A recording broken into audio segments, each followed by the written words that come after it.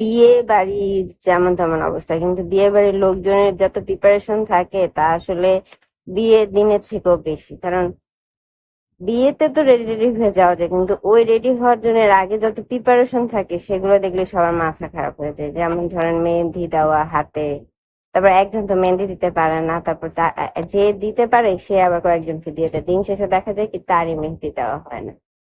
যাই হোক গাইস, আসসালামু আলাইকুম। কি অবস্থা, সবাই কেমন আছেন? আশা করি সবাই ভালো আছেন। কে কোথা থেকে ভিডিওটা দেখছেন কমেন্টস করে জানাবেন। আমি যেদিন রংপুরে গেছি সেদিন হচ্ছে গিয়ে আমি গোসল টোসল করে নাস্তা টাস্তা করে ফ্রেশ হয়ে ফার্স্টে গেছি আমার ছোট মামির সাথে দেখা করতে। ছোট মামির সাথে দেখা করছে, এটা হচ্ছে আমার ছোট মামির মেয়ে যারা, আমার মামতো বোন। আমি আসলে আমার বোনকে বলতেছিলাম যে এই জায়গায় আগে অনেক বড় উঠান ছিল, আমি যখন ছোটবেলায় আসতাম এখানে আমরা সবাই মিলে খেলাধুলা করতাম, আমাদের যত কাজিন। তারপর একটা চাপ কল ছিল এখানে, মানে টিউবওয়েল। সেই টিউবওয়েলটা এখন নাই। আমার যতদূর মনে পড়ে আমি লাস্ট যখন গেছি তখনও মানে টিউবওয়েলটা দেখছি, আমার ধারণা ভুলও হইতে পারে। তারপর হচ্ছে আমি আমার মামাতো ভাইয়ের ঘরে আসছি। আমার বোনের কোলে যে মেয়ে সে হচ্ছে আমার মামাতো ভাইয়ের মেয়ে, মানে হচ্ছে আমার ভাতিজি। আমি আসলে এই যে ভাগনা ভাতিজি এইসব রিলেশন একটু কমই বুঝি। আমার মামতো বোন আর হচ্ছে গিয়া আমার এই যে পিছু যেটা দেখতেছেন ও হচ্ছে আমার মামতো ভাই, ও আমার ছোট। আর ও হচ্ছে বিয়ে করে ফেলছে অনেক আগে, নিজে নিজে বিয়ে করে ফেলছে। তো ওর মেয়ে হচ্ছে গিয়ে আলাইনা, ও আমার বোনের কোলে ছিল। আলাইনাকে হচ্ছে আমার বোন খাওয়াই দিচ্ছে। So, আমার মামাতো বোন আর হচ্ছে গিয়ে ওরা দুজন হচ্ছে গিয়ে পিঠাপিঠি, মানে সেম বয়সী। So, ওরা যখন একসাথে থাকে তখন হচ্ছে কুরুক্ষেত্র বেঁধে থাকে, এই জন্য একজনকে আমি নিছে, একজনকে আমার বোন নিছে, যাতে হচ্ছে গিয়ে দুইজন চুপচাপ থাকে।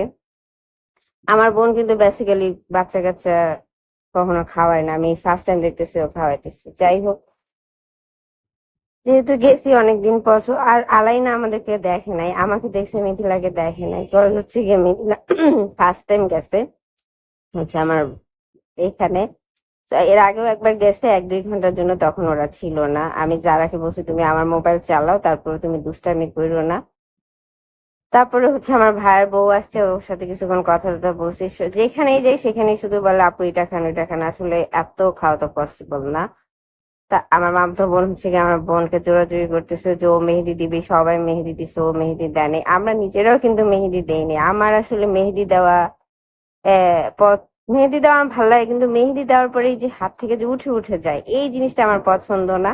দেখেন আমার মা চুলে মেহেদি দিতেছে, আমার ভাইয়ের বউ আম্মুকে মেহেদি দিয়ে দিতেছে চুলে, সেও দিচ্ছে, মামিও, সবাই দিছে, কিন্তু আমার আর আমার বোনের কোনো প্রিপারেশন নাই।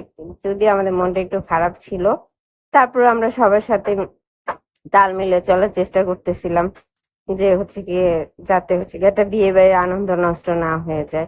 তারপরে হচ্ছে আমার বোনের মেহেদি দেওয়া শেষ। ও অনেক খুশি, অনেক হ্যাপি। আসলে ছোট মানুষ তো, ওকে কে মেহেদি দিয়ে দিবে, এই জন্য আমার বোনে দিয়ে দিছে। আর আমি যেহেতু মেহেদি দিতে পারি না, সো হচ্ছে কি আমি এই চেষ্টাও করিনি। ও হচ্ছে আমার বড় খালামণির ছেলে উদয়, কালো শার্ট পরা। তার পাশে হচ্ছে কি আমার ছোট খালামণির ছোট ছেলে। এরা সবাই আমার ছোট, কিন্তু এদেরকে দেখতে আমার থেকে বড় বড় লাগে। এর থেকে দুর্ভাগ্য আর কিছু হইতে পারে বলেন?